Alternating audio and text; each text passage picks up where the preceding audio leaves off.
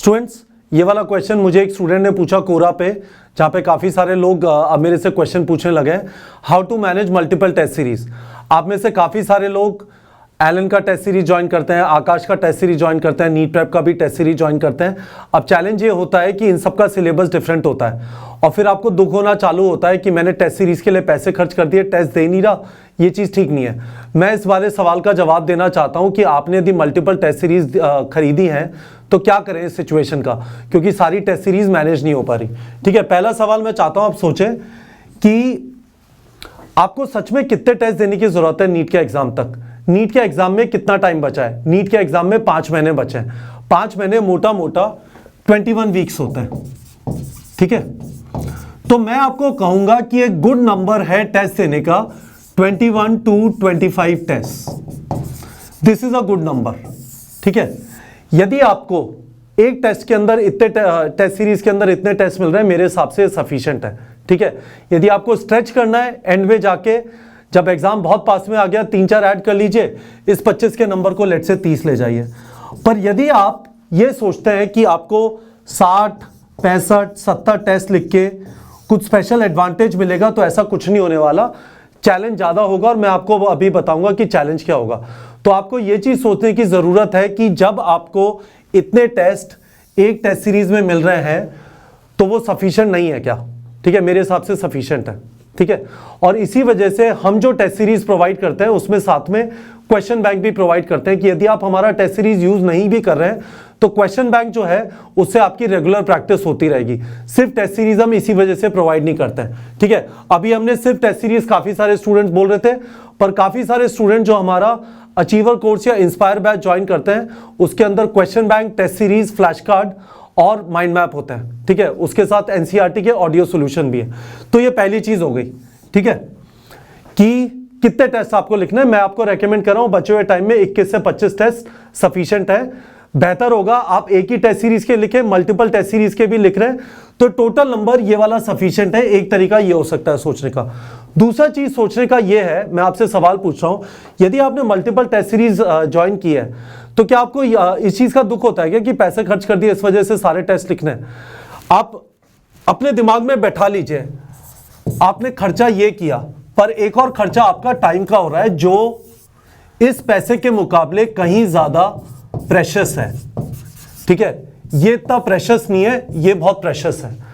तो यदि आप इस वजह से टेस्ट लिख रहे हैं कि मैंने पैसे खर्च कर दिए, तो मैं चाहूंगा कि आप अपने टाइम को ज्यादा कीमत दें। आपका टाइम बेशकीमती है। यदि आप कोई ऐसी चीज कर रहे हैं, यदि आप मल्टीपल टेस्ट सीरीज ज्वाइन किया और इस वजह से बहुत सारे टेस्ट दे रहे हैं, उससे आपको फायदा नहीं हो रहा, तो आप अपना टाइम खराब कर रहे हैं जो टाइम वापस नहीं आएगा। एक बार और ड्रॉप करना पड़ेगा, पेरेंट्स को कन्विंस करना उतना ही मुश्किल होगा, किसी बीएससी एमएससी में एडमिशन दिला देंगे।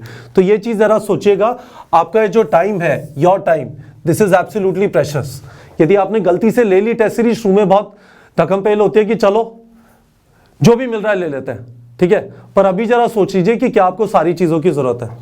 ठीक है, और तीसरी चीज मैं आपसे ये डिस्कस करना चाहता हूं, what is the purpose of writing test. Test लिखने के, एक मॉक टेस्ट लिखने के 3 पर्पस है। ठीक है, आपकी स्पीड बनती है, ये आप सब समझते हैं।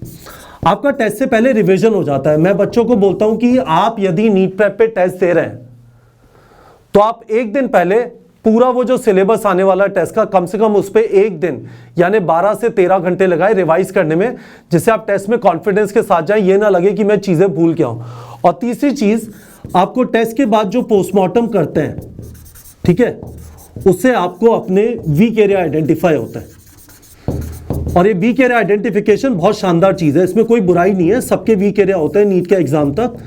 पर इस वीक एरिया आइडेंटिफिकेशन से क्या होता है कि आपको पता चल जाता है कि किस जगह पे ज्यादा फोकस करना है, किस जगह पे ज्यादा रिवीजन करना है, किस जगह पे आप चीजें भूल रहे हैं, कौन से फॉर्मूलों का आपको एप्लीकेशन नहीं पता है। ठीक है, तो यदि आप इस तरह से देखेंगे कि मॉक टेस्ट में ये 3 चीजें होती हैं, तो मेरे हिसाब से एक मॉक टेस्ट आपका इतना टाइम ले रहा है। जरा देखिए, 3 घंटे का मॉक टेस्ट, करीब 12 से 13 घंटे का रिवीजन और करीब 4 घंटे का पोस्टमार्टम, तो टोटल आप देखेंगे 20 घंटे हो गए। ठीक है, 20 घंटे हो गए। और यदि आप 25 मॉक टेस्ट लिख रहे हैं, यदि आप 25 मॉक टेस्ट लिख रहे हैं तो ये हो गए 500 घंटे। ठीक है, और आपके पास यदि 1500 घंटे बचे हैं 150 दिन में पढ़ने के लिए रियलिस्टिकली, तो 500 घंटों के बियॉन्ड क्या आप दे सकते हैं टेस्ट लिखने को? या फिर आप ये करेंगे कि बस ये टेस्ट दिया उसके बाद भाड़ में गया, अच्छा हुआ खराब हुआ फर्क नहीं पड़ता, ना मैं उसका एनालिसिस करूंगा, ना मैंने टेस्ट से पहले उसका रिवीजन किया, बार बार टेस्ट में खराब नंबर आए जा रहे हैं। तो ये आंसर है कि आप मल्टीपल टेस्ट सीरीज को कैसे मैनेज करें। मल्टीपल टेस्ट सीरीज यदि आपको कुछ एलन के देने, कुछ आकाश के देने, कुछ नीट प्रेप के देने, आप टोटल नंबर 25 ही रखिए, ये मेरा रेकमेंडेशन है। दूसरी चीज, टेस्ट से पहले रिवीजन और टेस्ट के बाद पोस्टमार्टम, ठीक है, इसको प्लीज मिस मत करिए। और आपके पास बहुत सारे टेस्ट है, मल्टीपल टेस्ट सीरीज है, आप अपने आप को 25 टेस्ट पे रखिए। जो पैसा बर्बाद हो गया नेकी कर दरिया में डाल, टेंशन ना लीजिए। पर टेस्ट सीरीज का ये पर्सपेक्टिव है, इसको वेस्ट मत करिए। यदि आप हर 2-2 दिन में टेस्ट दे रहे हैं और अगले टेस्ट से पहले वो वीक एरिया फिक्स करने का मौका नहीं मिला जो आपको पता चले, तो टेस्ट देने का वैसे भी कुछ फायदा नहीं है। होपफुली आप लोग को इस वाले सवाल का जवाब समझ में आ गया होगा। कोरा पे मुझे बहुत अच्छे क्वेश्चन मिल रहे हैं बच्चों, तो आपका कुछ ऐसा सवाल है जो इंटरेस्टिंग है, आपको लगता है कि स्ट्रगल कर रहे हैं आप बहुत ज्यादा, कोरा का जो लिंक है मेरी प्रोफाइल का वो मैंने वीडियो के डिस्क्रिप्शन में डाला है, वहां पे जाके आप फॉलो करना चालू कर सकते हैं। सवाल पूछेंगे, मुझे कुछ इंटरेस्टिंग सवाल लगा मैं उसका पूरा जवाब एक वीडियो के थ्रू दूंगा, अदरवाइज मैं वहां पे आपको टाइप करके डाल दूंगा। पर टेस्ट सीरीज ये एक बहुत इंपॉर्टेंट क्वेश्चन है, बहुत सारे स्टूडेंट्स इससे स्ट्रगल करते हैं। होपफुली आप लोग को क्लियर हो गया होगा। अभी भी कुछ कंफ्यूजन है तो वीडियो के डिस्क्रिप्शन में डाल दीजिए। मल्टीपल टेस्ट सीरीज का सबसे बड़ा प्रॉब्लम यह है, आप शेड्यूल नहीं बना पाएंगे यदि आप हैफेजर्डली टेस्ट लिख रहे हैं। शेड्यूल बनाने के लिए आपको लार्जली एक ही टेस्ट सीरीज बच्चों फॉलो करनी पड़ेगी। ठीक है बच्चों।